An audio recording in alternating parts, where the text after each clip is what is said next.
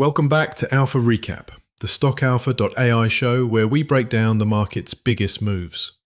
Today's episode is a doozy. AI Euphoria hit reality. Samsung missed. We saw supply chain winners emerge, and a pretty high-risk M&A reshaped a cannabis name. As always, if you have questions, you can reach us at stockalpha.ai. Yeah, for sure. Big day after the close. Markets closed down in several pockets, and the chip space really took it on the chin after Samsung's report. Lots to unpack. Let's start with a headline. Samsung didn't live up to those very lofty AI expectations. The stock had run up, get this, about 145% heading into the quarter. When the numbers and guidance fell short of that narrative, the Kospi finished the day down nearly 5%. That was a big move. I mean, when you step back and look at this, it highlighted how fragile some of these AI-driven rallies were. Names tied to hardware and semiconductors had been bid up aggressively, and any sign of slower, near-term demand triggered profit-taking. Right. And it wasn't just Samsung. Other chip-linked names had huge run-ups too.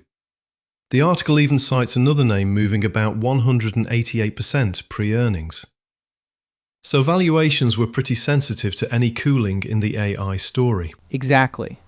That kind of convexity, stocks moving exponentially as expectations get stretched, is what we saw punctured.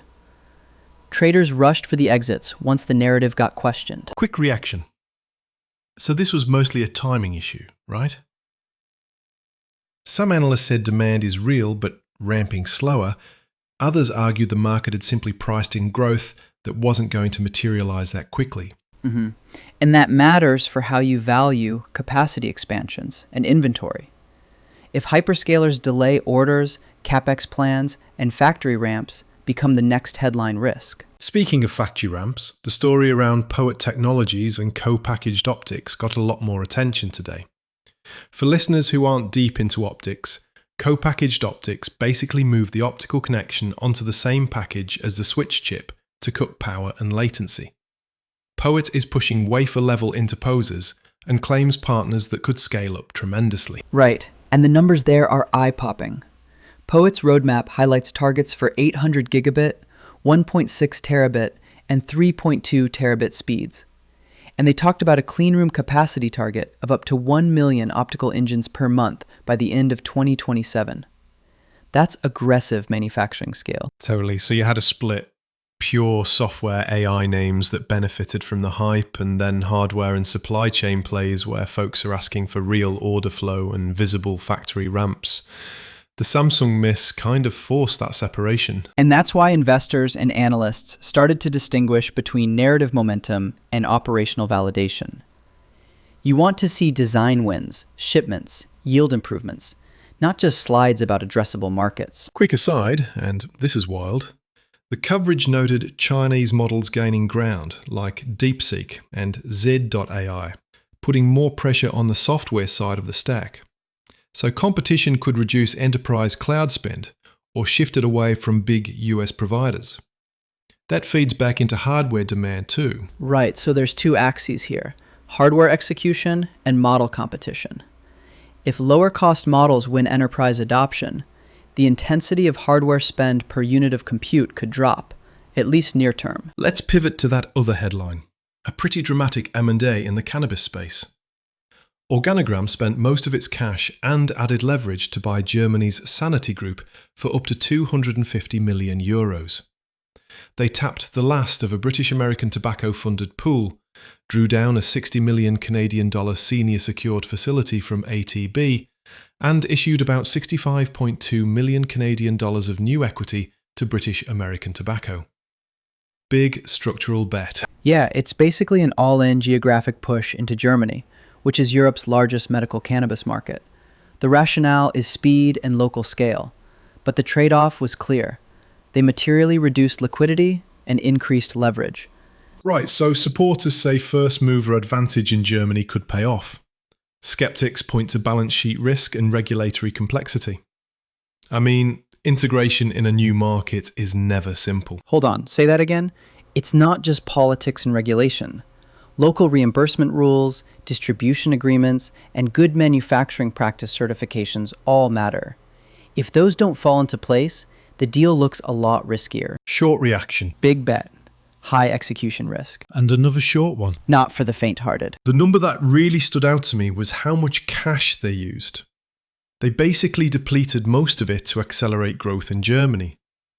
That changes the profile of the company overnight. And remember, this wasn't a small tuck-in. Using debt plus strategic equity to pull this off means the market will now focus on conversion metrics, local sales growth, margin progression, and whether pricing assumptions hold under German reimbursement pressure. Shifting gears to where analysts disagreed, there were a few big fractures in the coverage. First, the timing of AI revenue, whether it's delayed or over-anticipated. Second, hardware versus model competition. Third, valuation certainty in big private deals. The SpaceX coverage flagged a valuation disagreement between underwriters that exceeded $1 trillion, which is a staggering illustration of price discovery risk. Yeah, more than $1 trillion difference between bookrunners is crazy. It shows how hard it is to value frontier technology businesses, even for the big banks. That kind of model risk can spill over into the public markets. And the other big debate, how much risk are you willing to take on balance sheet leverage? Organigram split opinions. Some see a strategic payoff, others see meaningful downside if integration or regulatory variables don't cooperate. So where does that leave different investor types? Long-term growth folks still have the structural AI and data center thesis, but they need to be patient and look for contract-backed signals. Event-driven traders had opportunities with the volatility. Crowded longs unwound quickly. Income and value investors were reminded why diversification away from hypergrowth narratives matters. Yeah, the article even called out regional banks and some names that rallied, but noted those gains compress margins for error. For example, M&T Bank was up about 14.5% over 6 months to roughly $240, and other regionals had similar moves.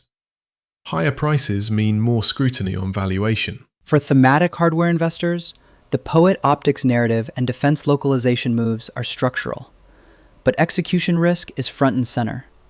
Manufacturing yields, partner commitments, and certifications are now the things to watch, rather than press release headlines. Short reaction. Watch the factories, not the slides. Good line. And to add to that, defense industrial localization. Lockheed and Rheinmetall planning production in Europe for certain munitions is another example where geopolitics is reshaping supply chains and could create near-term program revenues for contractors. Right.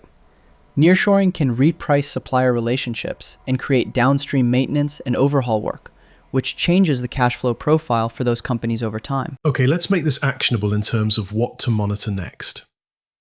First, watch guidance and CapEx language from major semiconductor players for confirmation of sustainable AI demand.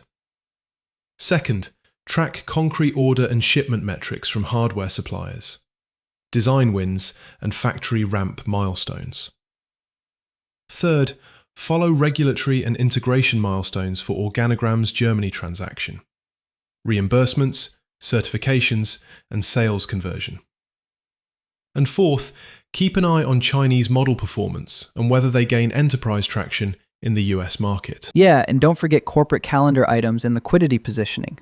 The article noted upcoming reports like NXP's second quarter release on July 28th. Earnings and positioning can magnify moves in crowded trades. So, final takeaways. 1. The AI thematic is real, but timing matters. Some names were priced for immediate explosion, and when that didn't happen, they repriced quickly. 2.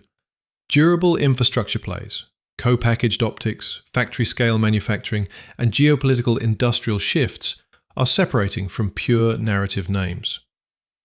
3. Balance sheet moves like Organigram's deal are material events that change downside risk and need to be watched through operational KPIs, not PR. And a quick reminder, this is analysis and market color for information only. Analysts note risks and differing views.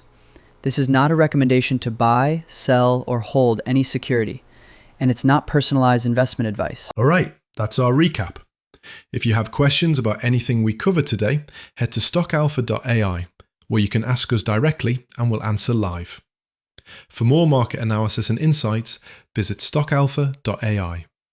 Thanks for listening to Alpha Recap.